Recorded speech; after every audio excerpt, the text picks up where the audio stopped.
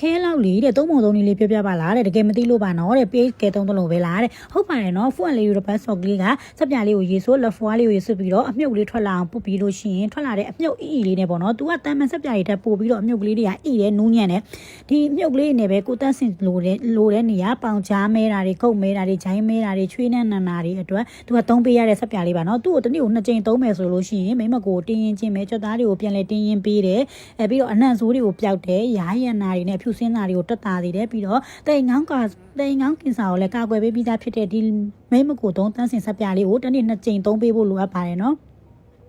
မင်းကလေးမှန်လို့ရှိရင်တော့ကိုအနံ့ဆိုးတွေကကင်းရရချင်းတွေကကင်းပြီးတော့ confidence ရှိနဲ့ဖြတ်တန်းတနေ့တာကိုဖြတ်တန်းခြင်းနဲ့ပေါ်ပါလန်းဆန်းစာဖြတ်တန်းခြင်းနဲ့ဆိုလို့ရှိရင်တော့တခဲလောက်ကတော့စောင့်ထားတင်ပါတယ်နော်မှာယူခြင်းလို့ပဲဖြစ်ဖြစ်သုံးဆွဲခြင်းလို့ပဲဖြစ်ဖြစ်ပြန်ရောက်ခြင်းလို့ပဲဖြစ်ဖြစ်အမရဲ့မဆေးပေါင်းမှာဟိုင်းပြီးတော့အသေးစိတ်မင်းမြတ်ဆက်သွယ်လို့ရပါတယ်နော်တခဲကနေလဲပို့ပြီးတဲ့10ခဲယူခြင်းနဲ့လူလက